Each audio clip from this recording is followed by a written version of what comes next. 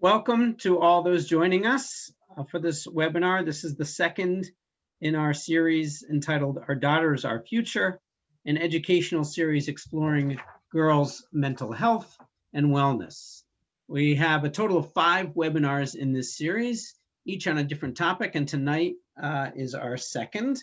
As I mentioned, I'm David Farbman, the Senior Director of Education at Gateways, and we're really proud at Gateways to be offering this series.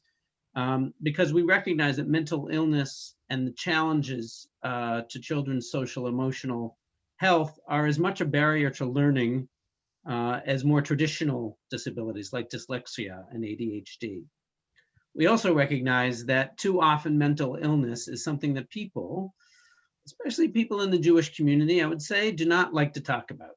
There is a stigma attached, and mental illness is quietly pushed under the rug. But we believe that the more people understand what mental illness is and how we all can play a role in supporting our young people, the better off those suffering will be. And this is ultimately why we're running this series.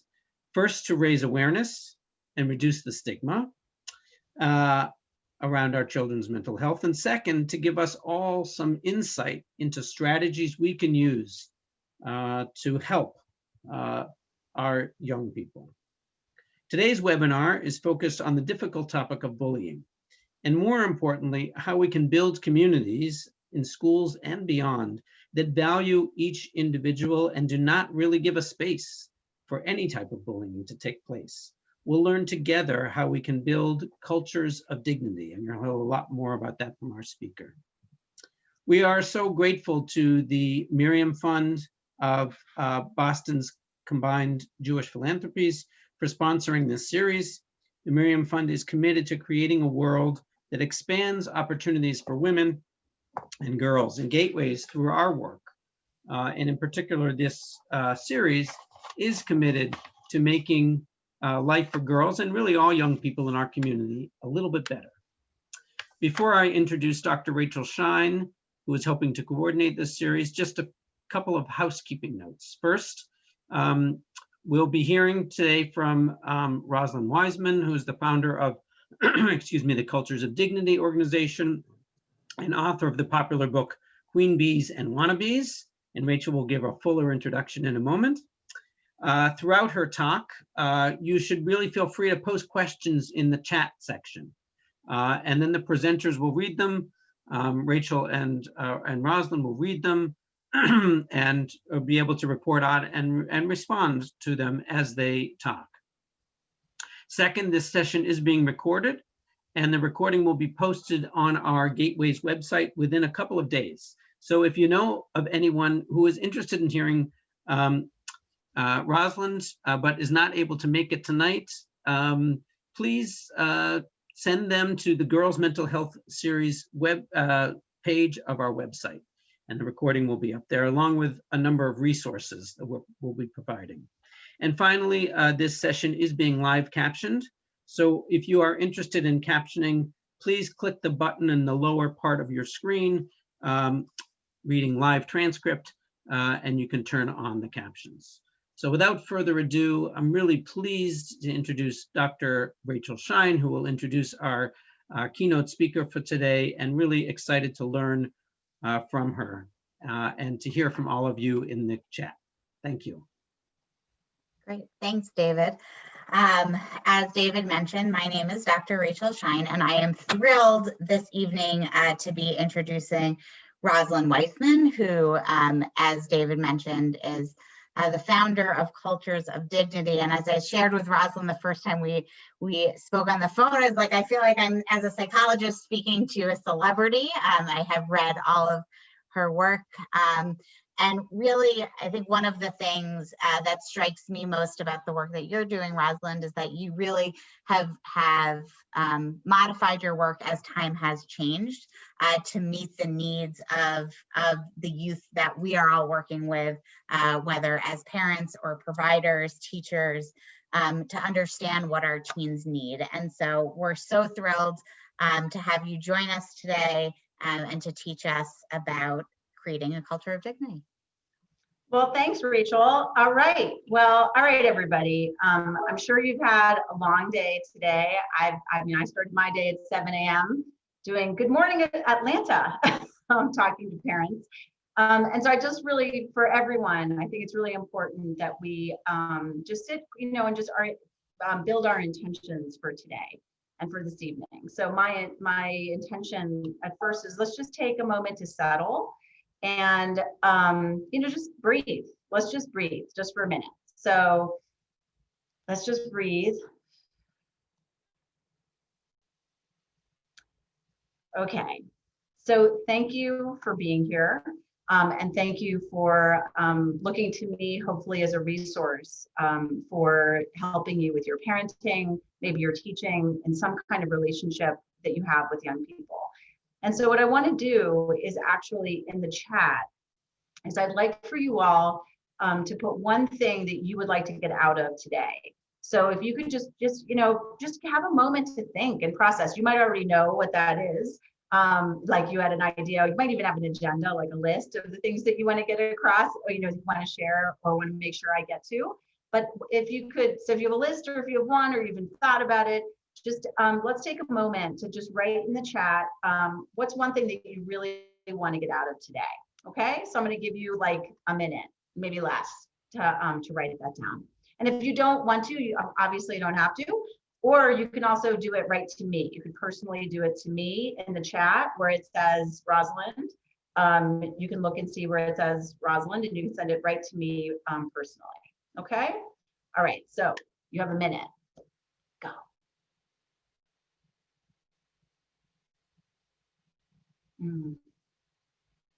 Wow, first one's a great one.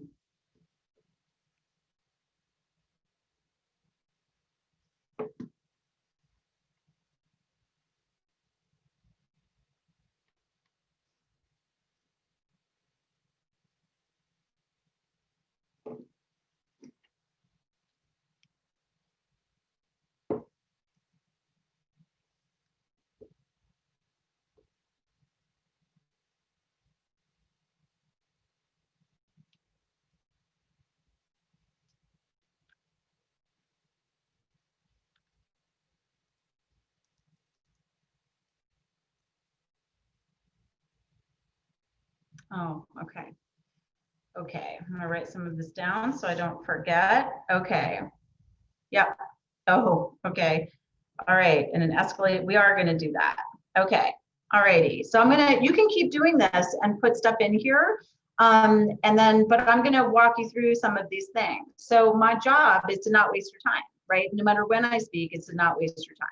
So one of the things the most important thing to know about me is that everything that I'm going to share with you this evening has been vetted and developed with young people, between the ages of 3rd grade and 12th grade. So all of the advice, the suggestions, the sentence scripts or the sentence prompts, all of them have been vetted by young people. And we get into disagreements and arguments all the time at Cultures of Dignity about like how to present information or how to best give resources to teachers and to adults. So we are in constant dialogue with young people about what they need and what they need from the adults in their lives. So with that, what I'm going to do is I'm going to go back and forth sharing my screen. So here you go. Hold on one second. So I'm going to share. Hold on one sec. Just realized that I started it not in the very, very beginning, which I need to do. All right. So, okay. So now you can see my screen. You all can see creating cultures of dignity with one of with one of my co-hosts. Tell me that because I can't see you right now. Can you tell me? Yes, we can see. We can see Great. it. We just need it from the beginning. Right. Got it. Okay. Awesome. So here we go. So one of the things that I'm going to go from like a big kind of meta level of how we approach these issues to a mid-range kind of concrete skills to very granular. So the first thing that we're going to do is we're going to start with principles, because principles are things that guide our behavior and guide our action, guide our decision making. So there's all different kinds of iterations of problems that you can even see in the chat. that you're going to have to, like, how do you manage all the different kinds of things that could possibly come to you as a parent or as an educator? And so one of the things that I have found to be literally revolutionary in my work, and I've been working in the field of education and social emotional learning and young people for over 20 years, is to really focus on principles. And then from principles, you develop rules that make sense. Rules that are based on, or how to behave, how to make a decision. The rules that are not based on principles don't make sense, or they are broken, or they're not taken seriously. So for us tonight, here are the things that I want for you to consider as principles to think about. So everyone deserves to be treated with dignity. Dignity means to be worthy. It's just an essential, it's just what you get. Activating curiosity, especially when we're uncomfortable, is the key to learning. And so, you know, we can sort of laugh, sort of cry through that we have the opportunity to be really uncomfortable all the time right now. And that means that we have to get really curious about how we're going to learn to get our way through it. No one knows everything. Together we know a lot. That's another very important principle to me. So I've been working with young people for a long time, and with girls for a long time, but I don't know the girls in your lives. I don't know them. I could be wrong. So I'm going to give you the information that I think is relevant and that I prepared for this evening. And then you add it to the expertise and the knowledge and the love that you have for the girls in your lives. So no one knows everything. Together we know a lot. Be easy on people, but hard on ideas. So we live in a culture that does the opposite. We live in a culture that's really hard on people. Someone said in the chat about cancel culture.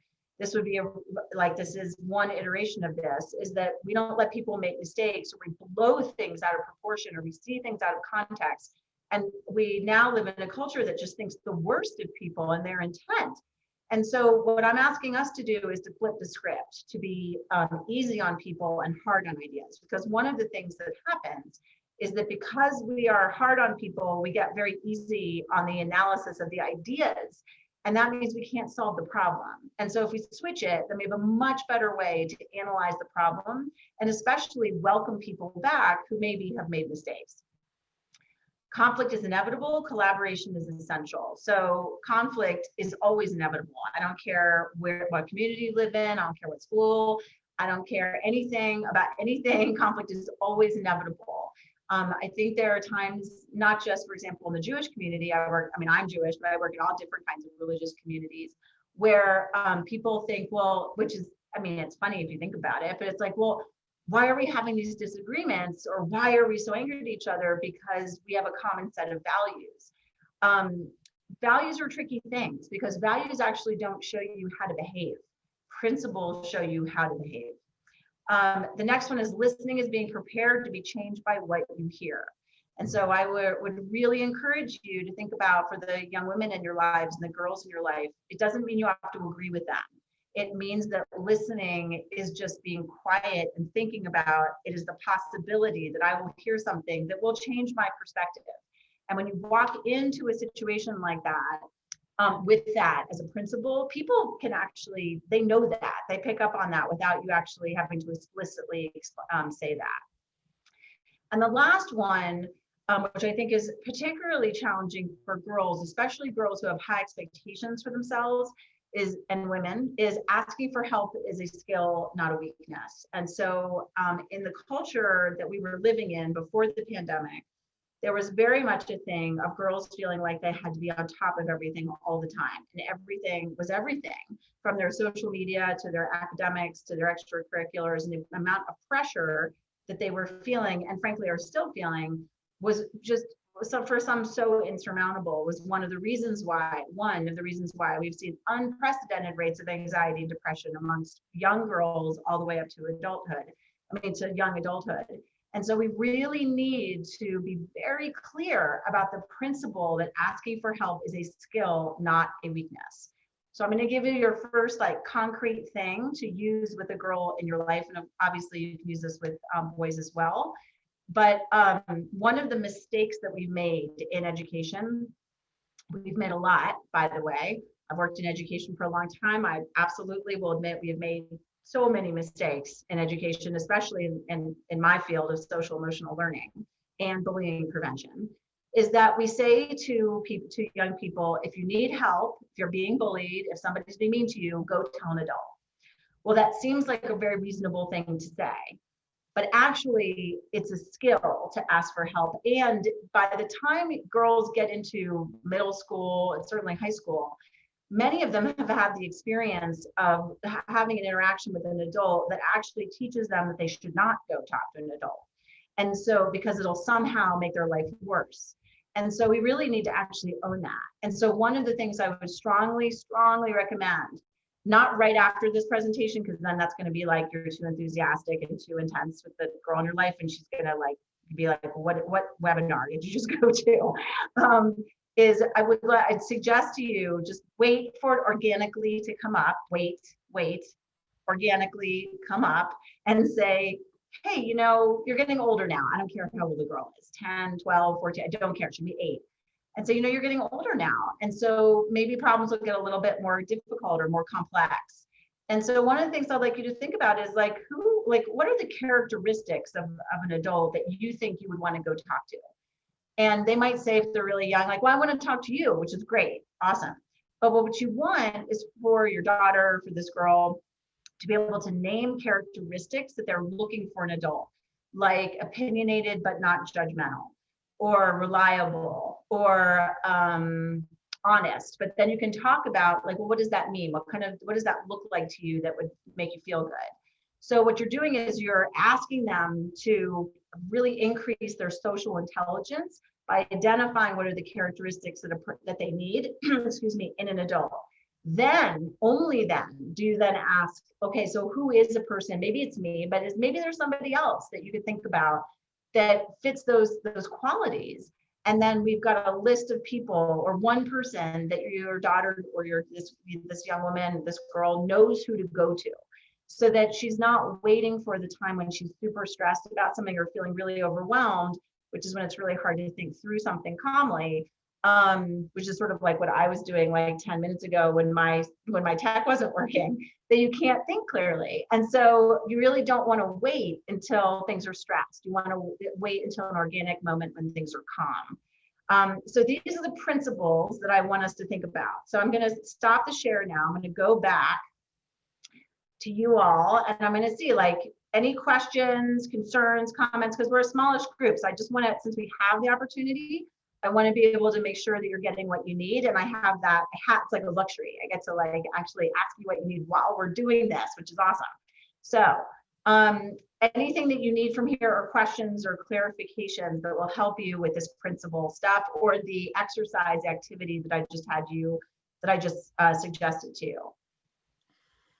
Just some of the stuff people can't see that was in the chat. So just as we're referring to questions, we should repeat them. Okay, great. Thank you. Thanks for that. See, asking for help. That's so good. Thank you. All right. So I think we're good. I don't see any questions. Okay. All right. Okay. So from there, what I want us to do is I want you to think about like, what makes you happy? This is, again, we're starting meta, big. What makes you happy? Now what I'm going to do is I'm going to say to you that there are some things that actually make people happy. And I will, by the way, I'll let you have the slide deck if it's helpful to you afterwards. So there are some things that make people happy, even in really tough times, regardless of where they come from or anything like that. And that is, you have meaning beyond oneself, you have a hope of success, you have meaningful social connection, meaningful, satisfying work, something like you're building towards something, and you have a place to process and find peace. And so when you're thinking about your daughter right now, or girls in your life who are struggling, understandably so, one of the things that can be super, super helpful is for them to think about, in my life, in my day right now, how can I get at least one of those 5 things? And that could even be as simple as the smallest moment of waking up, and for 1 minute, the routine of your day, especially right now, is that you sit down quietly with like a cup of tea or a cup of hot cocoa, and you just are peaceful for a minute before you start your day. And then during this time, seeking out ways to find meaning beyond oneself. These are the things that actually get us through really, really hard times. And this was the case no matter what, before or after the pandemic. So from that, I want us to think about, well, how do we get like emotionally like down in the weeds with girls. And so one of the things that can be really, really helpful, and this is across the board, by the way, with girls, no matter how old they are, is to get emotionally granular. And so I'm going to show you this thing that's really, really, well, it makes me laugh every time when I see it. So we have these things at Cultures of Dignity, my organization, called Tiny Guides. And they're 18 component tools to describe and to define and show what social emotional learning is and what are the components of social emotional skill building. And so here, what you've got in front of you is the one on emotional granularity. And so not granular, for example, is this ridiculous picture of this dog. You can't quite see it. And granular is a much more specific thing, right? So here's the connection. When girls say, I'm so stressed, I'm so stressed, I'm so stressed, they're feeling that. And emotions are real. They are real. Emotions are also not permanent. It's an incredibly empowering thing to be able to say to your daughter, the feelings that are having are real. No one has the right to tell you that you're doing it you're feeling the wrong things, or you don't have the right to feel these things. So they're real, but they don't have to be permanent. And the more that we can get granular about our emotions, then the more her emotional intelligence will go up and her anxiety will go down. And so when we talk about granularity and being specific, when I said, I'm so stressed, here's another activity that you can do with your daughter. If she says, I'm so stressed, have her sit down. I mean, if you want to do this on the phone, I'd prefer not, because I think it's better to draw. Have her sit down at the table, get her a piece of paper, maybe get her some colored pencils. And you can have her write stressed on the top of the piece of paper. And then underneath it, ask her to describe with more specifics the words that also describe how she's feeling. So what you're doing is you're taking that big feeling of I'm so stressed, and she's taking the big feeling of I'm so stressed, and she's breaking it down into what she really feels, which could also include the way that she feels in her body. So like, what does it feel like to be stressed? So she can have the words at the top of like describing more specifically what she's feeling. And then you could also have, what is it feeling in my body? Again, when she's doing that, that tends to decrease anxiety, increase her emotional intelligence, and gives her more capacity and self-agency to understand what's happening to her.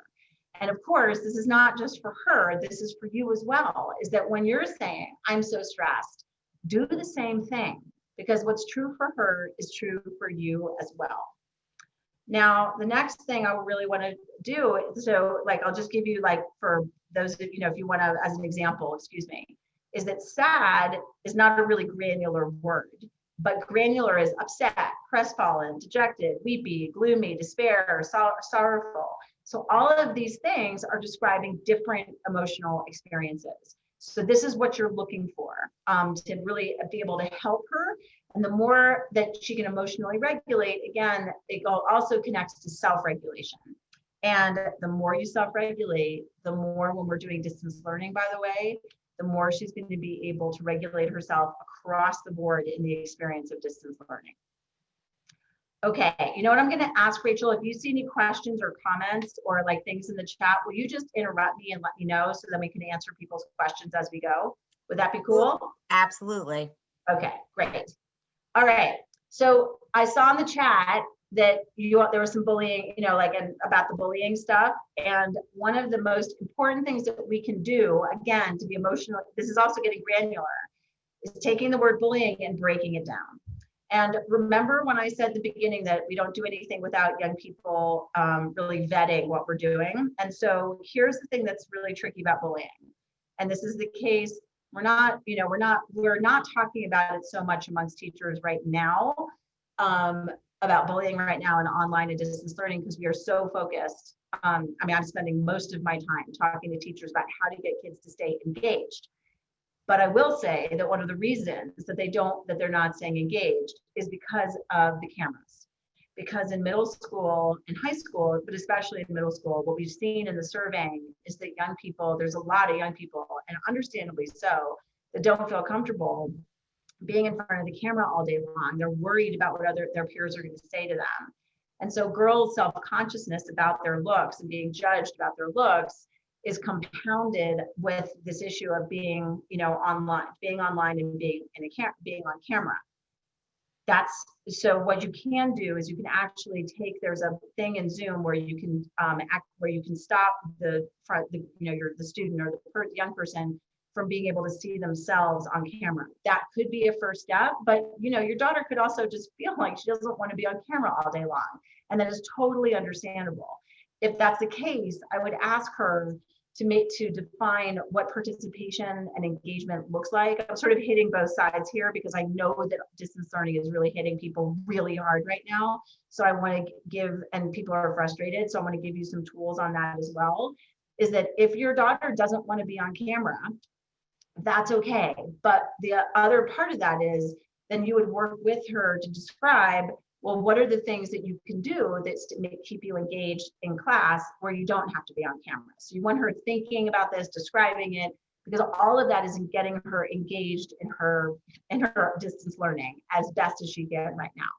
So just want to give that tool to you because it's what we're so focused on right now for kids, because we're so worried about the loss of learning that they're experiencing right now and their lack of engagement in class. So back to emotional granularity on these words, let's define them.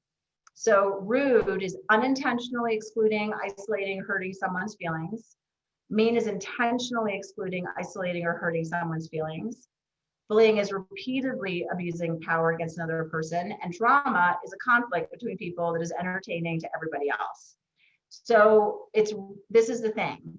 Not everything is bullying. And young people, for the most part, before the pandemic, didn't really like talking about bullying because the way it was described in schools was actually really simplistic and sometimes naive. Like when I said that we'd made mistakes in education and social emotional learning, this is what I meant, is that a lot of the presentations we were doing, it was like one girl was super, super mean and horrible, and then the other girl was 100% innocent.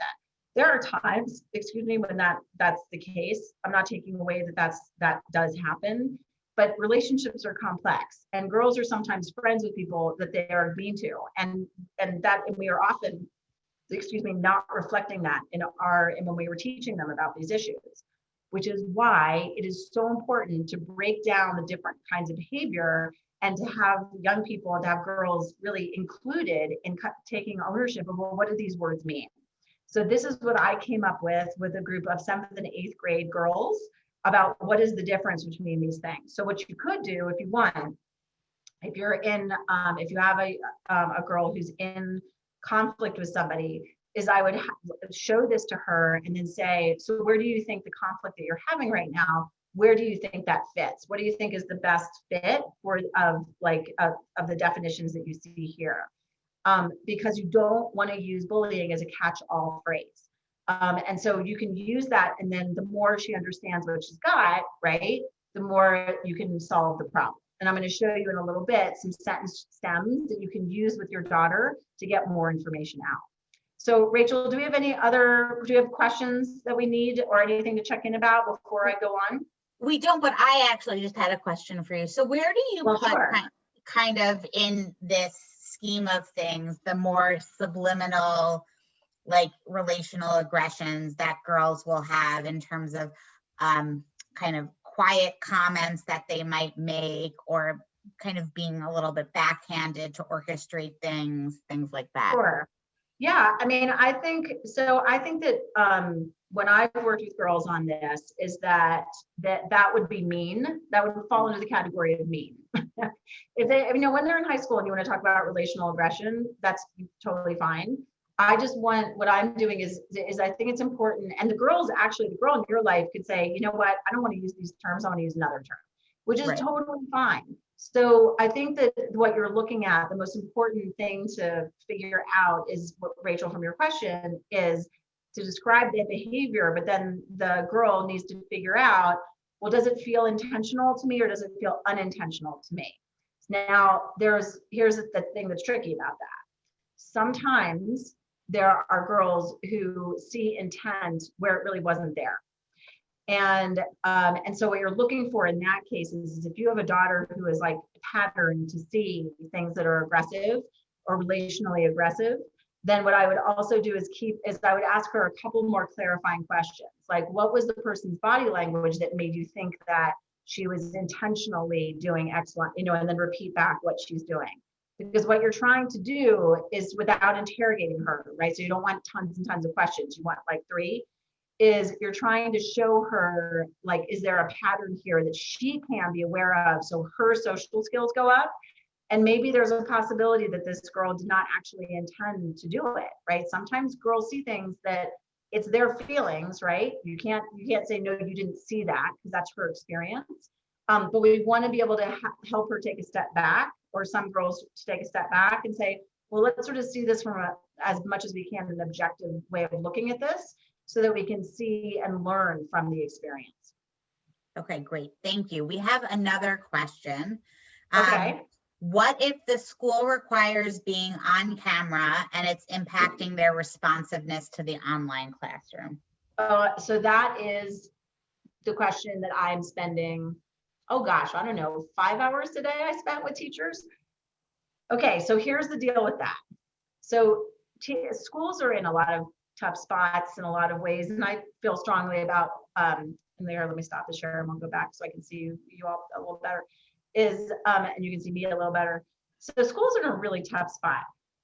On one side, they know from an equity, a lot of schools are saying the cameras are not mandatory because from an equity standpoint, especially when we first started this, there was this whole thing about like kids could see into people's homes, and that was uncomfortable, and that was just, there were lots of reasons why that was uncomfortable.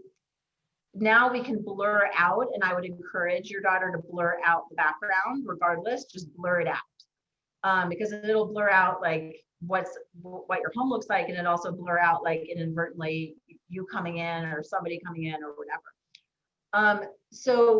And we're really doing this as quickly as we've ever had to do anything in education. So when we first started, it was cameras shouldn't be mandatory because of equity issues. Now we can blur them out. Now maybe your school was one of the schools was like, okay, if we do that, then we should make it mandatory. Because to make it mandatory, it's going to make it more likely that students are engaged. Well, we didn't realize quite to the extent, and maybe some schools still have not realized because they're not surveying their students, which they need to be doing, is like, and the survey is what's not working for you with online learning and what is working for you. Because if they ask that survey, they're going to get lots of information about the cameras. Is that if you ask questions about cameras, middle school, starting about 5th grade, and a lot of girls will say, I am so self-conscious being in front of the camera all day long. And so that actually disengages them. Being on camera disengages them from the class. So then that's why I said to you a few minutes ago, so if that's the case, allow it. So here's an answer to your question. I just want you to realize, like, they're just, the schools in a sort of, it's just such a moving target. Everything is just changing. We're learning so fast and then having to address it and change it really fast. And the system, an institution, and educational systems don't move very fast. So what I would do if I were you is, if it's mandatory cameras, this is what my suggestion to you is, to figure out like exactly where is that mandatory. Is it mandatory from the teacher? Is it mandatory from the principal? Is it mandatory from the district? And then if it's the district, if it's your teacher or the principal, what I would do is go and say, communicate to them the following. And really, if you can do this by call, it would be better. Note, right, is like, here's the problem my student is having. And I would connect it directly to her ability to focus in class and engage in her education. I understand the rules of the camera. This is the reason why she can't concentrate. It is affecting her learning. What are the options that we can do? And then if they're not willing to work with you on that, you can see actually what we're seeing around the country is schools changing, and you can use this. Schools are modifying, literally modifying over Christmas break. They are modifying what engagement is. I mean, what does it look like? What is it defined by? I literally just got off the phone with a district administrator and their team who is saying we have to rethink the entire definition of what it means to be engaged in online learning. So that is happening around the country. So if you want to use that with your school district, do so. But you want to follow up with a phone call. You want to follow up with a Zoom call, because these emails are not probably going to go well. You follow up with a call with an email that confirms everything that you just said, or that happened in your understanding in the call. Okay. That's a big, big question. So I want to make sure I answer it enough, but I also don't like spend the entire time talking about that. Okay, so let's see. Let's go on to, I want to go on to sentence scripts. To communicating with your child. And so that we can get to a place where you're like, okay, well, I've got some stuff that I can, when my child's upset, here's what I can do. Here's what I can say. So okay. So when you're communicating with your child, and I don't know about you all, but I've lost it several times during this time, like completely lost it. You can always repair the relationships. You can always go back. And really, if you think about it, you are your child's teacher throughout their lifetime. And so for women, I really want you to think about the legacy. This is not pandemic talk. This is about, what did you learn about what were your rights, and what were you allowed, and how were you allowed to express your anger? And that's some pretty deep reflection about what does that look like? And was dignity, that principle of dignity, of worth, was that front and center in your life, in the way that you grew up, and especially when you were communicating with somebody that you were angry at or you were upset with? Because dignity really should be the focus of, and the grounding of, how we talk to people when we're in conflict. It does not mean we have to agree with them. It does not mean that we let them roll over us. It's the opposite. It's when you hold your worth, and when you are holding the worth of other people front and center, people can tell.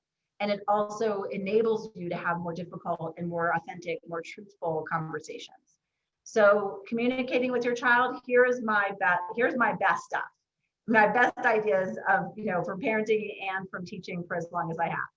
I want you to remember that it's a moment, not a lifetime. I would imagine, if you're feeling somewhat like I am, that we're right now in a lifetime. It's hard to convince yourself that this is not a lifetime.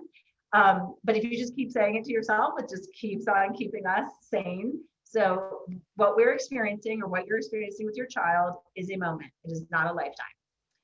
And that's, by the way, for better and for worse. Like the good moments, those are moments too. But the bad, that's a moment also.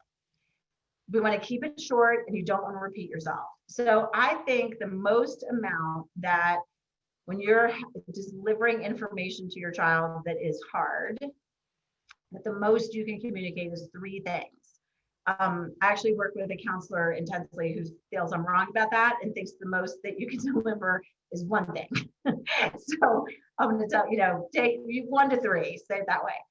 And you don't want to repeat. If you find yourself repeating, then you need to stop. And you can even say, oh, I'm repeating myself, I need to stop. So, think about it this way. This possibly could be something that you're dealing with, like a chore in the house, like loading the dishwasher. You're going to have a lifetime of your child living in your home where you're going to repeat something about putting the dishes in the dishwasher. But when you're in the moment of telling her to put the stuff in the dishwasher, that's not when you repeat yourself. So you can repeat the conversations, you can repeat your principles all through the time your child lives in your house, but you don't want to repeat yourself in the moment in the conversation. So I think that any difficult conversation that you're having with your daughter, pretty much, unless she wants to talk to you more, lasts like 3 minutes, where you are keeping it short and not repeating. So, excuse me, I got ahead of myself. Keep it 3 at most. I think it's really important at all times, but I think it's really important right now to have a theme song so you don't give up. So Mary J. Blige is sort of my default singer artist that I go to. But we need something to keep us feeling strong and keep us feeling like, okay, what is the purpose here? What's going to make my child happy? Remember, meaningful social connection, having a sense of purpose, of contributing to something larger than yourself, and finding a place to process and find peace.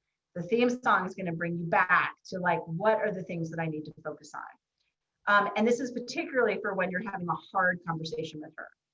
And then the thing that I want us to connect to is she might be having a problem with her friends. And right now, friends are pretty much all online. And so how does she maintain the relationships, and how did she do that before?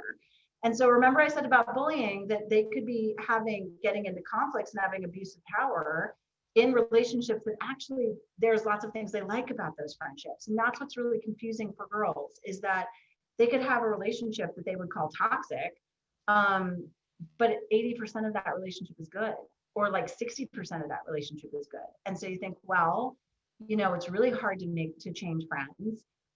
It's really hard right now. It was really hard before. It's really hard right now. So I got to keep the friends I have. And if I've got like 60%, that's pretty good, then I'm going to put up with the 40%. And you as the adult and caring, loving adult in her life might be thinking, that other person's terrible. Do not be friends with this person. So again, this is in a way like getting more granular, and it's connected to the thing I started with the adults, is that get it away from, if there's a girl in your daughter's life that is like hard, like and is being mean to her or not treating her with dignity, then get it away from the actual person. And let's have this as an activity or an exercise of, these are the things that you need in life. And so what I would do is I would sit down with her, or you can ask her herself, or she can do it on her phone. I mean, I actually think it'd be good to do it on her phone because she can remember it, is what are the things I have to have in a friendship?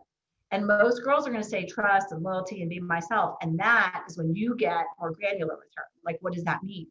Because girls can be honest and be mean, right? And so what does it mean to be honest, but in this category? What does it mean to be loyal? And what does it mean to be reliable? What does it mean to be like, I get to be myself around her? So you want to create, and for her, you want to support and guide her to create these relationship rights, because remember, conflict's inevitable. It's one of our principles. Conflict is inevitable. And so you want to be able to have her see as a skill, her ability to say, oh, this friendship is messy. I mean, a lot of most relationships are, this is messy. Where are my rights in this? And so then she writes those down more specifically. And then the next thing is that you would say to her, she's having a specific problem with a friend. When is it time to pause? And this thing about pausing is very much on purpose, because you can't really tell girls you have to stop being friends with her. Because I want you to think about like how many times, like many of us have been in dysfunctional friendships or relationships, and we weren't able to stop that relationship right away. We didn't realize it was a problem and then go, oh, I'm going to stop right now. So we need time, and we also need the pressure. Girls sometimes will feel a lot of pressure from the adults in their lives to stop relationships the adult doesn't approve of. And your girls know the relationships that you approve of and don't. And so we don't want them to feel the pressure of like, oh, my mom doesn't like this person, so I'm going to hide that relationship from her, because then the learning opportunity is lost about how to create boundaries, for healthy boundaries in friendships and relationships. So that's why I'm on purpose using the word pause. So just, when is it time to pause, right? You're not making an ultimatum for her saying like, you got to cut off. When is it time to pause? And then your daughter could put 3 things, like what are possible things that could happen that would make me think, oh, you know what? Maybe it's really not good for me to be in this relationship. And when she does this, if she does this like as a thing where you're like sitting like at the kitchen table and she's writing this down, just be real careful about yourself, because sometimes adults can be very intense with girls about these kinds of things, and it's like your body sort of moves in, and like she can feel your eyes on you, like on her, like these super intense, like, parent eyes. And so please don't do that, because she knows that. And so it's going to make her, she's going to focus more on you than focus on herself and what she needs to identify. So just sit quietly, or you could, even better yet, let her sit at the table and you go make yourself busy somewhere else in the kitchen, so you're not tempted to be all intense and in her face about it. So then when she makes the list, then say, all right, well, what do you think about it? Like, let's compare and contrast. Like, are you getting what you need? Are you giving what you say you need? Is this a relationship that's good for you? And then again, like, let her just walk away. Let her walk away from that. And just like, let's just think about it. Like, pause, take like a time to find peace and process how she feels about it, and feels like, oh, that doesn't feel good to me. And it's okay more than okay for your daughter to feel uncomfortable when she walks away from that conversation. And then you can even say to her, we don't need to talk about this right now. If you don't want to, right? Like, we can talk about it another time. Just let me know I'm here. So if she wants to talk about it, great. But all of these things that I've just said, all these activities, all of these exercises, are things that, increase her ability to describe her emotional experience. And when that happens, she's able to make sense of the relationships and conflicts that she has in her life. And when she does that, she feels more capable and she feels quieter. It doesn't make it, it's still hard. It's still messy. It's still, you're going to dread maybe talking to somebody about what you need in a friendship, right? That's hard. It doesn't, right? But you have a lot more capacity and capability and self-agency to be able to say what you're feeling and how you're feeling. And that means that she's not only feeling proud of herself in the moment, but she's establishing the boundaries that she has to have as she goes through her life with any kind of relationship that she has. And so that could include, that includes somebody who's like really bullying her, to somebody who's like bullying her but a friend, so it's super confusing, or somebody that maybe she needs to take responsibility for showing up in the way that she said she needs in friendships, right? Because this is not just about rights, it's not just about rights, it's about rights and responsibilities. And I, not to put too much on it, but I will, which is that we need to do a really big recalibration in this country about having rights and understanding our responsibilities and taking them as seriously as the rights that we demand that we have. Our villages are suffering, our little villages, our little local villages, our sort of regional villages, our national village is really suffering because we are having a hard time thinking about our responsibilities to other people, and we're very, very focused on our rights. And so if we can do that, you are truly building a young person that can contribute to strengthening our village, and also really ensuring their emotional well-being. So that's a lot of talking. I'm going to stop the share for a moment. Again, I'm going to check in with you guys. So Rachel, that I gave you like 3 activities. So so my question to you all right now is, anything that's not realistic, anything that you want to be more specific about on the activities that I gave you for your daughters?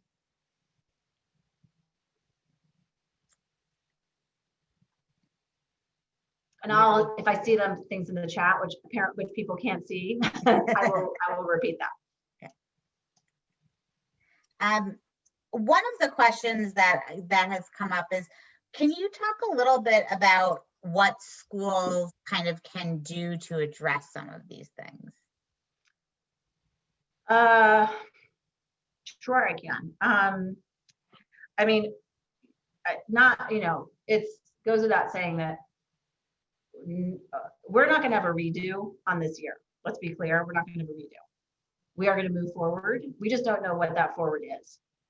I do know that, and this was the case before distance learning, I do know that the only way that we were going to figure out how to address these issues successfully is if we incorporated young people's voices into our thinking about our rules, our policies, the education that young people receive. And not just the kids that you sort of default go to that we would call adult facing, who are gonna, you actually specifically have to go to the children who are the most cynical, or kids who have gotten in trouble. They can be some of your best assets in understanding what is school like on the receiving end of these kinds of issues. I'll give you something really specific. This might be too much in the weeds, but I'll give you something really specific for me that I know there's been a lot of consternation and what's what I'm looking for, controversy about is for those of us who send our children to public schools, that most public schools in the United States have school resource officers, police officers that are in school. And one of the things I think parents don't realize is that when in a public school is that when there's been an incident of a certain kind of severity, it depends on what kind of severity in school, but they each have like sort of like little levers basically that would start this, is that your child, if they know about something that's happened in a bullying situation, or they're, somebody's accused them of something, or even been targeted, but especially people who are witnesses, is that they can pull your child out of school, out of class, and they will be sent to the principal's office, or more likely the assistant principal's office. And a school resource officer will be in that room, or will shortly join the assistant principal in that room. And then some could say interrogate, some would say ask questions, depending on their competency. They will, and their ability to have relationships with young people, they will interview the child about what happened. And then when they're done, they will send that child back to class as if nothing happened, as if that wasn't a stressful thing that just happened to them. That was not just terrifying to them about what just happened. Or that the child comes out of the class, comes out of that room immediately down the hallway and starts to text everybody they know, like whoever in their group chat, for example, what happened in that meeting. That is something that a school does. And I remember I talked about principles guiding rules and policies. So schools sometimes have policies like this because they want to because the goal is to get information about the bullying problem. And so the institution perceives that the best way to do this is to do this strategy that I just laid out. Not thinking about how incredibly stressful that is for young people, how that will affect their academic performance, how with phones, young people will walk out of those meetings and try and control the narrative of what happened and try and figure out who knows what and all of that stuff. And so we do these kinds of very foolish and counterproductive strategies around bullying because we don't have young people come to the table to talk to us about what the experience is of our policies and of our, I guess, well-meaning kinds of strategies about how to get to the bottom of the problem. So when we don't ask young people and a diverse group of young people about what it's like to receive education today, we will continuously not actually be able to meet the needs and to be able to solve the problems. So for me, it is always about going to young people and having them inform what it's like to be on the receiving end of education. And certainly, by the way, if we don't do that for online and distance education, we are really missing the boat. So, so my answer to you, like sort of from an umbrella point of view, is if you're not asking young people to the table, you're not going to have, I just don't believe you can have effective responses to these things because kids are too good at, the dynamics are too powerful in general to be able, unless you've got a really like somebody who's like rises to the top as an assistant principal and a counselor and an SRO. It's too easy for things to backfire. And then the lesson that the kids learn is, I'm never going to talk to an adult again. Thank you. Are there questions for Rosalind right now? I can add on actually to that, which is like, so what's the positives? Like that's a super negative response. So the positive, the thing that we can do is do things, we listen to the children. We know that self-regulation and emotional regulation and social emotional skills competently done will make schools safer, make children more likely to report the problems they're having, and affect positively their emotional and physical well-being. We know that. And so now with let me show you, this is the cool thing about having virtual stuff. So now, for example, like this is a curriculum. This is something that I published in July. Look how heavy this thing is. This is a scaffolded, and it's great. I love that. This is great. Stand behind it. This is for, look how heavy this thing is. This is for 6th, 7th, and 8th graders. It's scaffolded, 27 social emotional learning classes. I'm actually sort of anti-selling that book. That's like, right now, people cannot deal with that. That is like way too much. It's way too much. We're just trying to figure out about the cameras and getting them to stay in class and not fall asleep in class, or not be in bed and open the computer, right? I mean, that's what we're trying to do. So the thing, that little thing I talked about the tiny guys, and they're so small and they're so controlled and they're so clear. that like what, you know, what's a frustration point, what's metacognition, what's anger, what's emotional hijacking, with like all what's anxiety, like all of those, what are boundaries, all of those things are, they need to be really concise, and they need to be super friendly for teachers and students to be able to understand the basic component parts of social emotional learning and emotional well-being. And when we do that, then we're in good shape, and young people are like, oh, I get it, I'm being emotionally hijacked, right? You know that a program is successful. So I'm going to say this in a positive way, is that you know a program is successful when kids are using the vocabulary, not making fun of the vocabulary, but actually using the vocabulary. But I would do away with every, I mean, honestly, anti-bullying presentations, one-shot deals, doesn't do anything. Having somebody come in and have the kids sign a pledge, I'm not a fan. Having lots and lots and lots of banners everywhere, unless you back it up with actual education, they're going to blow it off. So it's not, you don't need to do entirety of these kinds of programs all the time, but there are many opportunities to train teachers to be able to deliver this program effectively, and for counselors to back them up so teachers don't feel like they're by themselves all the time, so that everybody gets the component parts of understanding how social emotional learning really positively impacts the entire experience of education, regardless of who you are, administrator, parent, teacher, and student. Awesome, thank you. And everybody will get a 24-hour access to download the Tiny Guides after this. So. That is true. Great, thank you. All right, so now it's about time for me to like officially move into Q&A, right, Rachel? Yeah, we had said like, we have a little more time. Okay. Yeah. All right. So, and again, like, thank you. Like, I love being able to have small groups. I just love it. Thank you so much. Okay. So I'm going to give you some, the last sort of section that I'm going to give you all is this. So I said in the very beginning, I was going to give you some sentence scripts. All right. So here they are. The first one is validate, don't relate. And by the way, if I say something like don't do X and you've done it, like first of all, I make mistakes all the time. Everybody makes mistakes all the time. No beating yourself up. If there ever was a time for self-compassion, it's now. And the more self-compassionate, by the way, you can be, like, the more your kid will see it, and the more that will be able to, it reflects in every kind of way of just to be like kind to yourself is just so incredibly important.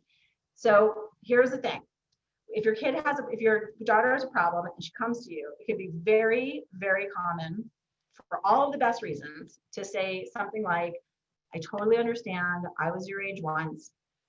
I had friendship problems. Like I had X, Y, and Z. So here's the thing that I would actually suggest that you do instead. So you say, I was your age once, so there's some things I can relate to, like, having a problem with a friend or whatever, but you have a different life than me, and you're growing up in a really different time. So let me listen to you first before I give you my advice. So you want to validate her experience, but you don't necessarily want to relate to it. So you can, just remember, even before the pandemic, you grew up with privacy. I grew up with privacy. Your daughter did not grow up with privacy. And, really just to, this might hit a little bit, but one of the reasons why girls don't have any privacy is because their parents have been posting pictures of them since they were born. And on Instagram, like the cutest thing that they did. And they're cute. And I have friends who do this. And when we do that, we are role modeling that there is no privacy. And so you shouldn't be surprised if your daughter is going to be posting everything about herself when you've been posting about her constantly. So it's just something to think about. You make the decisions that you make, but also if you haven't seen The Social Dilemma, which I strongly recommend you do on Netflix, you also will understand, it'll be quite clear, and there's other documentaries that do this too, is that when we post all of this stuff, I'm really not worried for the most part, like really, the people we like statistically, especially now, but even before, I wasn't really worried about predation for girls who had basically functioning homes. Girls who were subject or vulnerable to predation from people they met online had homes that were making them vulnerable for whatever reason to being connected or responding to people who had connected them online. But really, like, what we really need to do is to understand what we are buying into when we are showing and giving our entire lives over to social media companies who are literally manipulating our decisions and are buying everything about us. So if you haven't watched Social Dilemma, please do so. But I also just really want you to be clear about, like, if you're posting lots of things about your daughter, don't be surprised if she's doing that too. So validate, don't relate. I was your age once. I might have some things that I maybe I can relate to, but gosh, I am really not growing up in the world that you're growing up in today. So I really need to listen to you first. Next is, if you get into a situation where you are really mad at somebody, and I want your daughter to see you role modeling awesomeness, especially in this world where we get so angry at each other, is like teachers or people in your family that maybe you're disagreeing with a lot, is that when somebody says something that you really disagree with, my default response to help me calm myself down and be able to listen better is I say, help me understand. And then I repeat exactly what the person just said and I try really hard not to be sarcastic and snarky, but help me understand, and then just repeat it. Repeat what the person said that you're having a really hard time with. The next thing you can do also is, if this person is really has a strong opinion about something, you can say, this is clearly really important to you and I'd like to understand why. Will you explain it to me? And you can use that, by the way, with your daughter when she's doing things or asking for something that you're like, what is going on? I do not understand, right? You're like, is this person insane, right? So instead you can say, okay, this is really important to you. I'm really having a hard time understanding why. Will you please explain it to me? Okay, next prompt. Come on. If your daughter comes to you and says, the kids are bothering me, here's what I want you to say. I'm really sorry. Thank you for trusting me to tell me.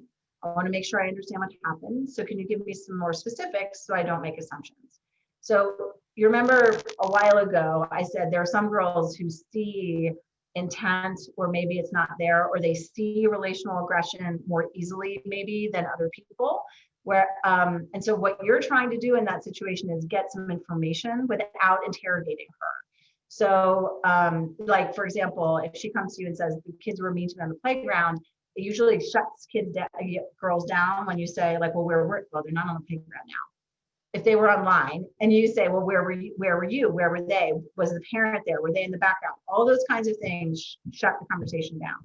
So if you can say, I'm really sorry, is your default response. Thank you for trusting me to tell me, because it shows that she's making a good decision to come talk to you. And you're not making assumptions. You want to get more information. And so the more information you have, the more you can see how she sees the world and her relationships in it. The next sentence prompt is, if she says, okay, I'm going to tell you this, but you can't tell anybody, I would suggest that you say, because you really can't make that promise, even though it's super tempting, is, I wish I could make that promise, but I can't. I can promise that if you tell me something where we need to go talk to another adult, we can decide how to do it in a way that makes you the most comfortable, or in a way that where you're owning the most amount of this. Like, you can put whatever at the end of this that you feel is most appropriate for the situation. But here's the rub here, right? Is that, and I tell this to girls all the time, is how unfair it is that you dump this on your parent and then so you can't tell anybody. And there are going to be times when the parent might have to say something, or may not know what the answer is, and they have to go tell somebody or get some information or advice from somebody who knows more about the situation than the parent does. And so remember, asking for help is a skill and not a weakness. That's the principle. You want to share that principle in that moment. So you're saying, I can't make that promise, but I'm not going to take away all your power or of your ownership of this problem. I'm going to be there as your guide along the way. Okay, last one of the sentence prompt is this. Okay, so I don't know about you all, but sometimes, as a teacher and as a parent, I've said, I'm thinking of something specifically right now, but out of respect for my older son, I'm not going to say what it was. I have prepared them, here's a situation that might happen that could be a problem or a complication. If that happens, please come talk to me first, because we can handle it better when it's a smaller problem instead of a bigger problem. But for a very good reason, meaning developmentally sound reasons. Young people want to have autonomy. They want to make their own decisions. It's hard to want to ask an adult for help because maybe they'll like, blow out of proportion or get more people involved or whatever. It's scary to talk to an adult. So it's not uncommon for girls to sit on things for a while. And then something blows up, and this could be in school academically or with friendships. And you're like, are you kidding me with this? Like, why didn't you come to me sooner? So you want to avoid, I wish you would have come to me sooner. Why did you wait so long? You want to avoid saying things like, oh, why did you wait so long? I could have done something about this. If you'd said something to me before, I could have done something about this. Instead, I want you, this is the suggestion, is whenever it feels right for you, I'd really like to understand why you didn't feel comfortable to come to me sooner. So if there's any teachers or admin, district people, or administration people on this webinar, I mean, you all know that if you can figure out what the answer is about why the young person didn't feel comfortable coming to you before, you're going to figure out what the entire situation, the problem is, and that will enable you to discipline appropriately, right? Because there was a good, meaning understandable reason that the girl didn't come to you. And that's the same when it's in a family. So this is the suggestion, is in your own words, this is what you need to get across. If, because you're a human being and you just had you were exasperated, you're like, are you kidding me? We're dealing with this right now. You can always go back and repair it. Always, always, always. You can always go back to your daughter and say, hey, yesterday or 2 hours ago or whatever, I totally flipped out. Or I gave that face that you hate of like, what? Like, you didn't even need to, you might not even have to say the sentence of why'd you wait so long. You just have the face, and she knows you so well, so she knows the face. So before yesterday, 2 hours ago at dinner, I made the face or I said that, and it was wrong. I was wrong, and I'm really sorry. And so when you're ready, I'd really like to know why you didn't come to me, because I really like to know the answer to that. And then maybe we can talk more. So you can always go back and repair. And I mean, always, regardless, there's so many people who have said to me after reading Queen Bees, which has been around, by the way, for 20 years almost. It's 20 years of many, many editions of that book. But one of the saddest things that people say to me sometimes, when I was doing presentations, live, people, somebody will come up to me afterwards and say, it's too late for me. My kids are too old. It's never too late to repair relationships, ever. Friendships, parents, I don't care how old you are. It is never too late to repair, ever. So I want you to think about that in terms of the relationships that you have, and also role modeling for your daughter, how incredibly important that is for her to see when you are treating people with dignity, including yourself, and you are establishing healthy boundaries with people where, remember I talked about those rights that your daughter needs, about how she needs to be treated. You need them as well. And so when you have them, and if they're being violated in your boundaries, you're feeling like, oh, my boundaries need to come down, but then you use dignity as the principle to be able to communicate to people, you're going to be role modeling incredibly powerfully to your daughter in ways that are going to help her in every capacity that she needs, from her friendships to her intimate relationships to her workplace to anything as she goes through life. All right, now I think, yep, that is the end of my prompts. So, okay, so I'm gonna close that. There we go. Okay, hi everybody. So, let's see what else. Rachel, do we have questions or comments from there? No, but if folks have some questions, if you want to put it into the chat. Can you talk a little bit about maybe any kind of lived experiences that teens have shared with you about what it's like to be in a culture of dignity and experiences with bullying and kind of how to come out of that? Sure. So creating a culture of dignity is messy, and it's an ongoing process. And so one of, our young people are cynical for good reason. But at the same time, if they see the adults in their lives where they are struggling with the mess and acknowledging the mess, but have these principles that are guiding their behavior, then young people will buy what we're selling, which is they just want us to be honest, appropriately honest about yeah, this is a mess, and people are messy, and schools are messy, and yes, you might see all around you leadership that is hypocritical. And I don't just mean politically or our president. I don't just mean that. I mean that, I include that, but I don't just mean that, because that's also actually a way to sort of not deal with what's in our home, not our homes, but our communities.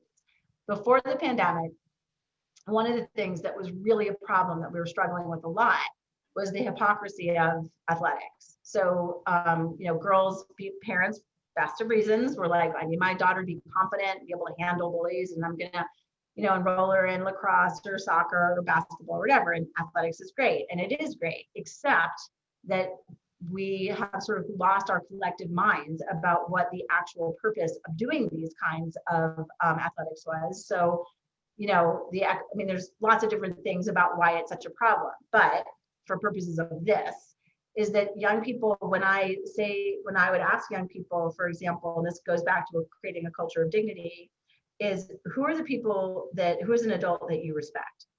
And what came to mind, and who are the people you don't respect?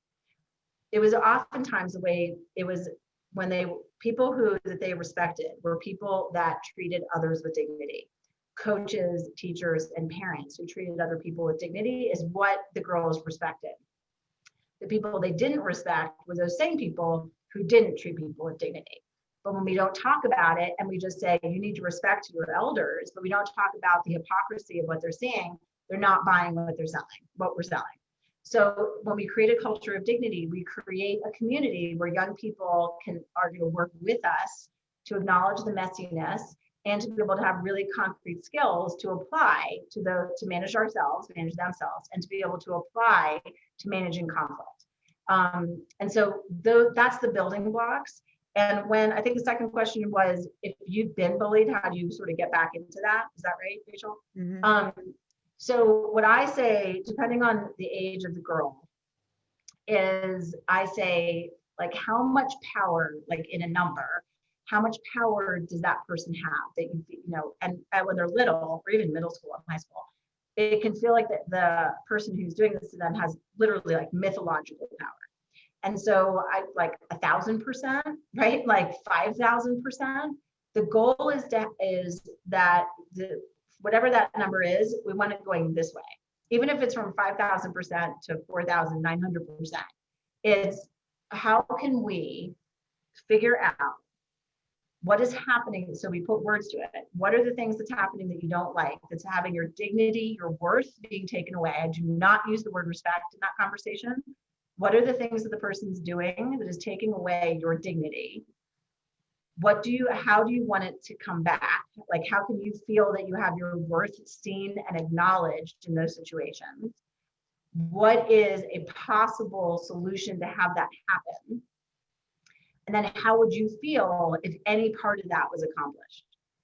And the really important thing here is that there's not an expectation that your daughter then goes out and does that. The first step is that she takes those bad feelings she has in her stomach and puts them to words for herself. And then she's able to put it into a framework of self-worth, and that nobody has the right to take away that sense of self-worth. And when we do that, when we frame it that way, one of the things that happens is that it increases her ability to respect the actions she's taking to take care of herself. So just to take a step back, which is dignity is worth, but respect is actually admiring someone's actions, like what they've achieved and how they have achieved it. That's actually the roots of where it's coming from in Western definitions of respect and dignity. Respect is a very complicated, misused word, and I use it very sparingly with young people because it's often co-opted or they don't like it. It's misused, whereas dignity is a lot more, what's the word I'm looking for? Purpose, in a way, where it's like, I just can't, this is what I get. No one has the right to take it away from me. So it's really important to frame it that way because you want her taking action, no matter how small, so that she's developing self-respect for the hard action she's taking that is developing her self-confidence, her resilience, her grit, so that and it's all based on this foundation of dignity. So, and it doesn't happen overnight. It happens gradually, step by step, as you're identifying and helping her put words to her experiences. Can you share a little bit about what would a teen, or what have teens shared with you are the most helpful things that an adult can say to them when they're in the throes of being hurt by others, essentially? Yeah, well, here's the things I wouldn't say. What I wouldn't say is turn the other cheek. Don't let them see you, don't let them see that it bothers you. Be the better person. These are all really understandable things because we've been raised to say that kind of stuff. But basically, for the most part, by the time a girl has come and is telling you about a problem, she's been thinking about telling you for a very long time.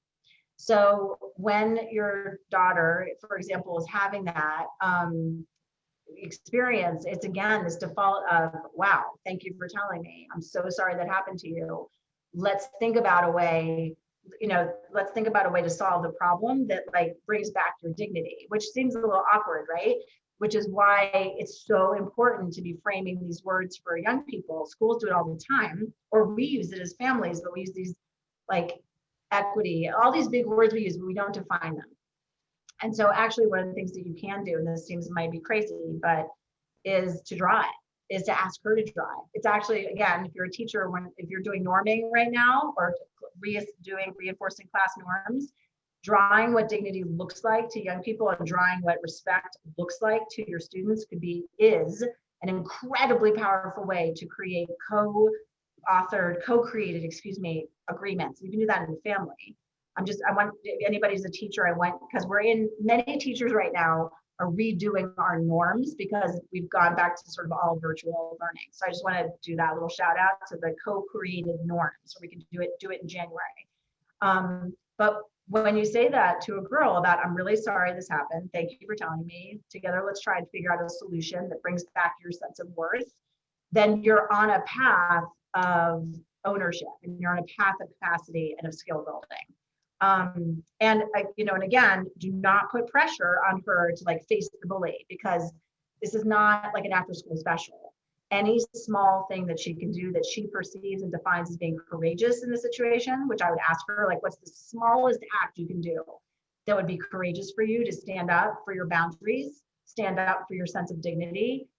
That should be affirmed and celebrated, right? Or just affirmed, of like, what is the smallest act you can do? Not the biggest, the smallest act you can do, and then you build from there. Great. Thank you. Other questions for Rosalind?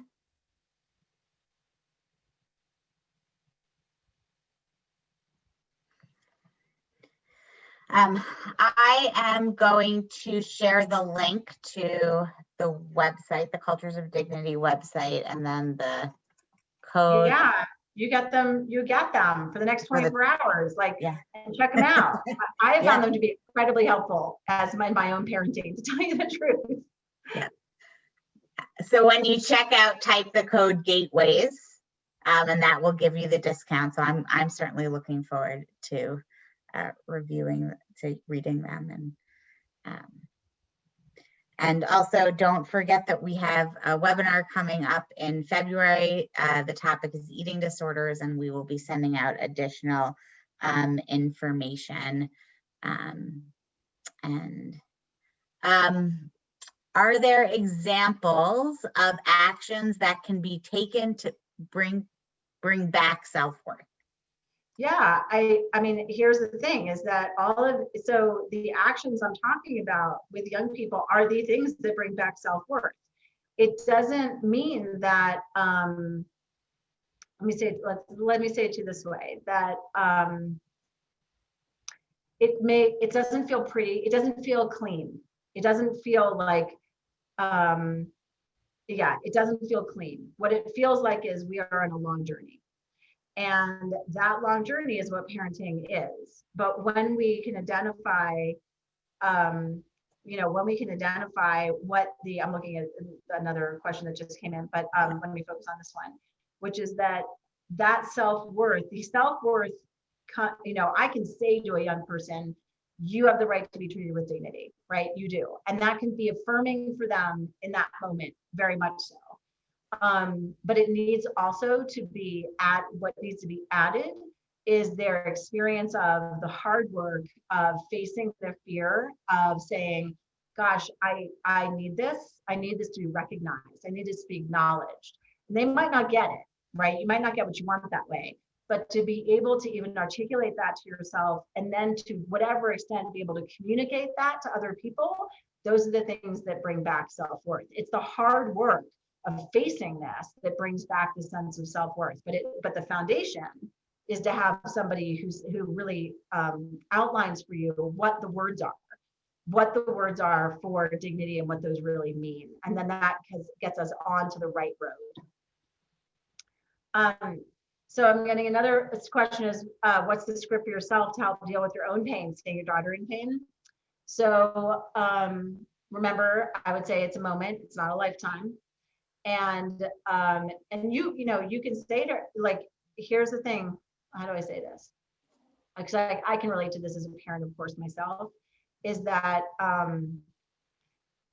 what's really important here is that when she comes to you and she tells you the things that are really upsetting, you got to really check yourself about how you're communicating. So, and so the script for yourself is, it's a moment, not a lifetime.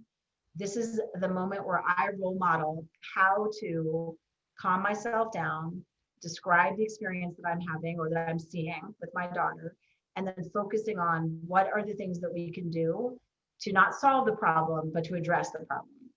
And when you focus on that not in the like type A, I have to fix the problem way. That's not what I mean. I mean that when we focus on the relationship and on seeing this as a long road and a process, and being able to say to her, because she can see it on your face, like, wow, like this is really hard for me to hear. Like, it's like, gosh, like this makes me so angry at this kid. Like, oh my gosh, I'm having a really hard time right now. You can say that, because you can also say right after it, and as your parent, like, we're going to work on this together, and I know that we can figure this out. Maybe not in like the perfect, pretty way where the problem goes away completely. That's not probably realistic, but we can together figure this out, because we are strong, we are strong, capable people. So I can have the feelings I have, but I totally recognize that you're your own person. And so I'm going to try real hard to be like, this is your life, and here am I, and I love you and care about you and support you to the end. And part of that support is actually like making sure that I'm not like freaking out, because freaking out is not going to help you. So if you acknowledge it and then say, but I'm in control of it, basically, then your child's going to be able to calm down and focus on themselves better. Great. Thank you. Other questions for folks?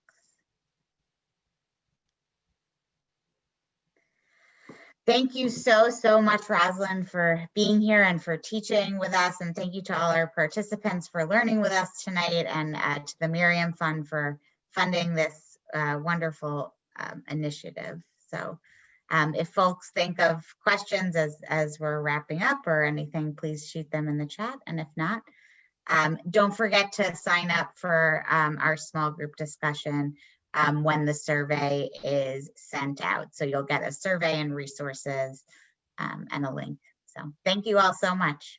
Thanks, Rachel. Thanks, you all. All right. Good night. Good night.